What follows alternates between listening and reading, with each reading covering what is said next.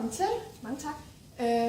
Ja, I har fået tildelt en opgave omkring at observere yngre i forhold til stofskifte og ernæring i forhold til immobilitet og inaktivitet. Ja, vi har en patient, som sagt Yngvar på 58 år. Han er indlagt med bækkenfraktur, og han har ikke den særlig store appetit, så han spiser kun det halve portioner for at ikke komme på toilettet. Han er så i potentiel fare for at forværre hans tilstand, fordi han vil miste meget bindevæv og muskelmasse.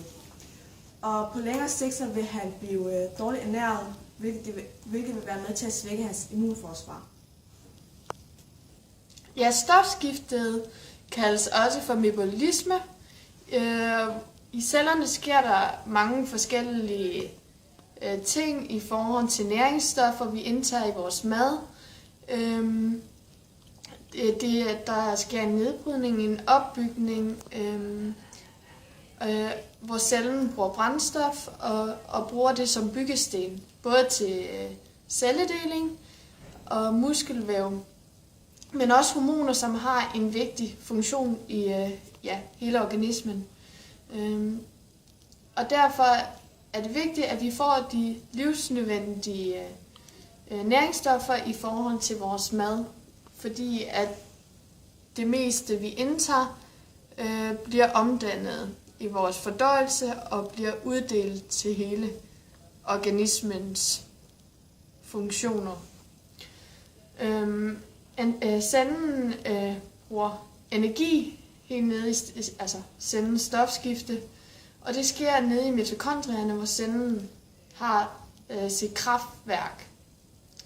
Der sker der en aerob forbrænding af glukose. Mitokondrierne omdanner næringsstoffer hele tiden, hvor den bruger det til ATP, og i muskelceller er der flere mitokondrier, fordi at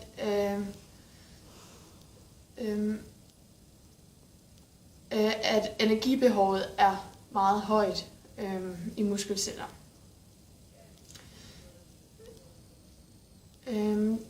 Der er også, sker også en deminering, for eksempel ved immobile patienter og inaktive patienter, som ikke indtager kost, men heller ikke holder sig aktive. De får ikke de nødvendige næringsstoffer i forhold til protein, og derved der går kroppen tit ind og varetager de funktioner.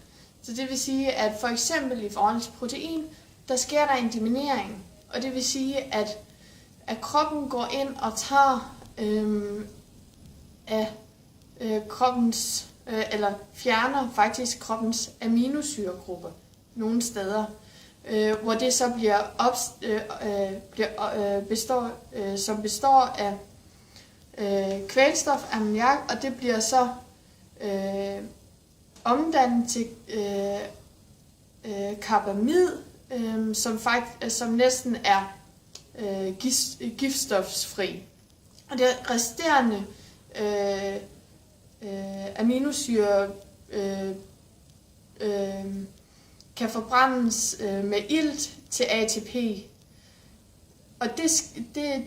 Og den proces, den foregår ved de patienter, som eksempelvis ikke får den tilsvarende mad. Så kroppen går så ind og erstatter det med noget, for hele tiden at opretholde en balance i kroppen. Ernæring, altså kost og ernæring, har en vedligeholdelse, og det opbygger. Og det kan du få via proteinrig mad, fibre, kulhydrat og fedt. Og hele organismen, nerveceller og i forhold til impulser har brug for eksempel de ting også i forhold til knogler, som bruger calcium og D-vitamin for at kunne fungere. Og det var lidt om det. Men Der er noget, jeg har trykt start. gør du det? Ja, altså stofskiftet falder med alderen, og årsagen til det er jo blandt andet, at musklerne bliver mindre med alderen, og ældre mennesker har også en mindre muskelmasse og forbrænder derfor mindre energi, end de gjorde, når de var yngre.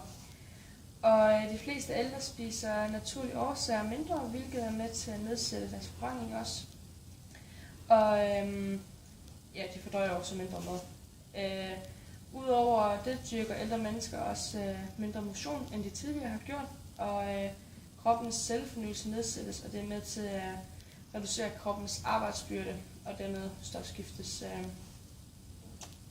størrelse i forhold til, hvor meget det skal arbejde lidt eller meget. Og så har vi så sygeplejediagnosen, og problemet er, at patienten ikke indtager sufficient føde.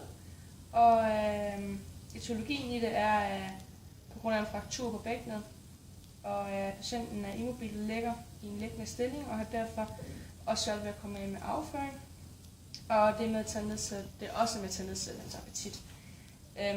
Patienten fortæller selv, at han kun spiser det halve af, hvad han har gjort tidligere. Og det er også noget at gøre med hans frygt for at skulle af med afføring grundet smerte, og så det ydmygende i det. Så han har faktisk fortalt, at han holder sig.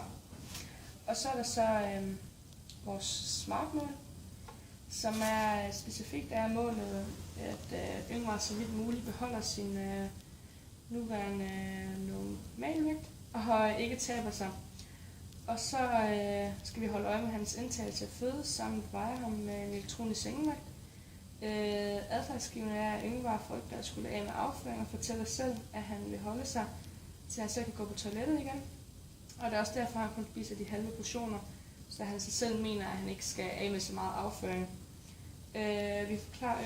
Vi skal forklare Yngvar, at han skal have den retmæssige næring, og at det er derfor, ellers skal tage meget længere tid for ham at komme tilbage til sin normale tilstand. Og vores realistiske mål er at undgå et alt for stort vægttab. Og så skal det ske inden for få dage, da han jo skal opereres på torsdag. Ja. Godt. Ja, jeg vil lige fortælle lidt om sygeplejehandlinger i forhold til vores patient Yngvar. Det er meget vigtigt, at man hele tiden er i dialog med patienten, så man hele tiden følger med i, hvordan han har det, og hvad for nogle ønsker han har, og man ligesom kan efterkomme de her ønsker. Lige i Yngvars tilfælde, der er det en rigtig god ting med god smertedækning, fordi han har utrolig mange smerter. Og man skal ligesom smertedække ham så meget, som man nu kan, uden at det selvfølgelig har konsekvenser for hans eget helbred. Hans smerter kan nemlig påvirke hans lyst til at indtage mad og komme videre i det her sygdomsforløb. Man skal holde kontrol med hans vægt, og det kan man gøre ved hjælp af en sengevægt, så man ligesom kan veje ham, mens han ligger i sengen, så han undgår at blive flyttet rundt i lokalet. Når man bruger en sengevægt, så er det vigtigt, at man observerer, hvad der er i sengen af puder og dyner og andre ting, så det ikke bliver upræcist, den her måling. Eller vejning er det jo så. Man skal motivere patienten, eller Yngvar, til at indtage de rigtige næringsstoffer i form af proteiner og vitaminer og alle de her næringsstoffer, som kroppen nu har brug for.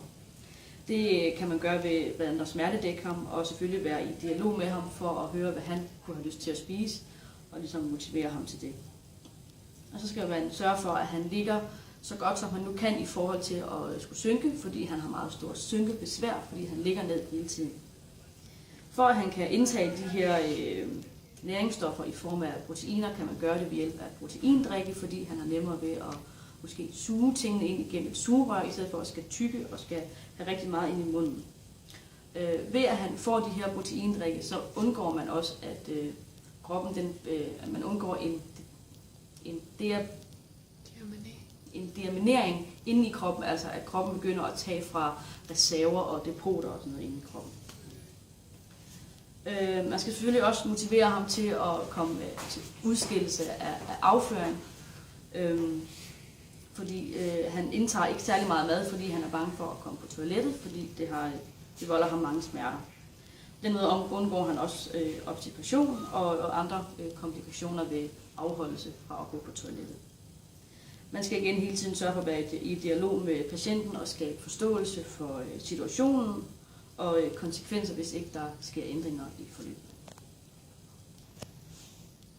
Ja, og så til den velfærdsteknologiske løsning, der har vi fundet en elektronisk sengevægt, fordi så behøver sygeplejersken ikke at hejse patienten op i en lift for at veje patienten. Patienten kan blive liggende på sengen og blive vejet, og så derfor så undgår patienten også en del smerter, fordi han ikke skal bevæge sig. Den elektroniske sengevægt den foregår ved, at vejeenhederne de placeres under sengenes hjul ved at indsætte den fra siden, og derefter aktivere en pedal, der løfter hjulet. Og den sengevægt den kan så veje op til 300 kg, og den kan også godt veje BMI. Og til den forskningsbaserede løsning, der har vi fundet en artikel inde på dsr.dk, og den artikel den fortæller om, at man skal sætte mobilisering på dagsordenen. Det vil sige, at sygeplejersker skal hjælpe patienterne med at være aktive, og fordi immobilitet kan reducere iltoptagelse, som skyldes, at hjertevolumen falder. Patienter de er afhængige af, at der skabes et miljø, der stimulerer til aktivitet. Udover at være aktiv, så er det også vigtigt, at patienter de får en sufficient kost under indlæggelsen, fordi kosten har en meget stor betydning for, at det har en stor betydning for patientens funktionsniveau.